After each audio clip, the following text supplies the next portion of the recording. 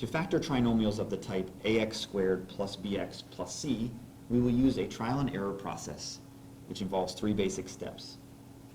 First, we will write two binomials for which the product of the first terms in the binomials equals the first term of the trinomial, ax squared. We will also make sure that the product of the second terms in our binomials equals the third term of the trinomial, the constant c. Then we'll check to see if these binomials produce the correct middle term, bx, for the trinomial.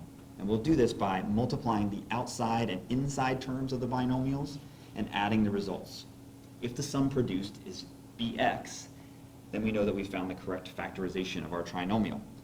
If it is not the correct sum of bx, then we will repeat the process using two different binomials until we find binomials that produce this correct second term. Let's look at a couple of examples, and as we go through these, I'll draw your attention to some tips that we can use in order to make this trial and error process more efficient so that we can make good, educated guesses that have a reasonable chance of success as factorizations, rather than wasting time on unreasonable guesses that are unlikely to be correct. We're going to factor each polynomial completely. Let's look at problem number 1, 3x squared plus x minus 4. Note that if these three terms contained a greatest common factor other than 1, we would need to factor it out using the distributive property. However, that's not the case for this problem, so we can skip over this and move directly to setting up our two binomials. Now let's look at our 3x squared. Well, 3 is a prime number, so it's easy to factor 3x squared. We know that the only possible factorization would be 3x times x. So we can fill those in knowing that those are the correct first terms of our two binomials. What about our third term, negative 4? Well, there's actually three possible factorizations of negative 4 that we could use. 1 times negative 4, 2 times negative 2, and 4 times negative 1. All have products of negative 4. We also need to be thoughtful about where we use each of these factors. For example, if we use the first factorization, 1 times negative 4, we have two possible ways in which we can use it.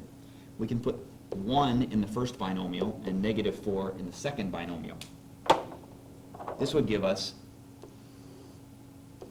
negative 12x for our product of our outside terms and positive 1x for our inside terms, for an overall sum of negative 11x. Clearly not the correct middle term we were looking for. We were looking for positive 1x or plus x. But we can also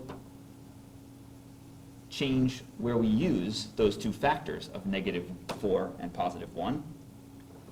If we were to do that and put them in different locations with the negative 4 first and the positive 1 second, we would have a different middle term. Now we would have 3x times 1, or 3x, and negative 4 times x, or negative 4x. This would actually give us a sum of negative 1x, or negative x, which is actually very close to our goal. Our goal was to get a sum of positive x. Well, we can achieve this goal by noting the last tip here on the slide.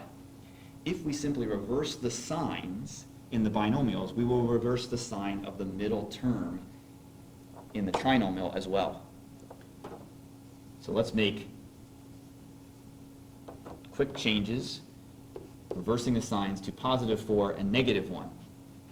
Now the outside terms multiply to negative 3x, and the inside terms multiply to positive 4x, and the sum of positive 4x and negative 3x is positive 1x, the correct middle term we were looking for. So we found the correct factorization of our trinomial. Let's move to our second example, 8x squared minus 30x plus 7. Once again, there's no greatest common factor other than 1, so we'll move right to setting up our binomials. And now looking at our a and c, we see 8x squared and we see 7. Well, in this case, rather than start with the 8x squared, which has two possible factorizations, 8x times x and 4x times 2x, let's start with 7. 7 being a prime number, it's very easy to work with it. We know that it must either be 1 times 7 or negative 1 times negative 7. However, since the sign of our middle term is negative, we know that we need to use negative 1 and negative 7. So we'll get a product of positive 7, but the sum, which leads to our middle term, will be a negative number. Knowing that this is correct, we can now proceed to deciding between our options for 8x squared. Here's where that middle term b can really help us make a reasonable first guess. Let's look at the value of b at negative 30. We would like to get as close as possible to that with our first product. Well, notice that whatever number we put into our first binomial here, whether it's 8x or x or 4x or 2x, it's going to be multiplied by negative 7. So 8x would not be a good choice. That would give us a sum of negative 56x, which is not anywhere close to negative 30x. Similarly, 1x is not a very good choice as well. In fact, the best choice would be to use 4x, because 4x times negative 7 is negative 28x. Then we can fill in the second part of our factorization of 8x squared with a 2x.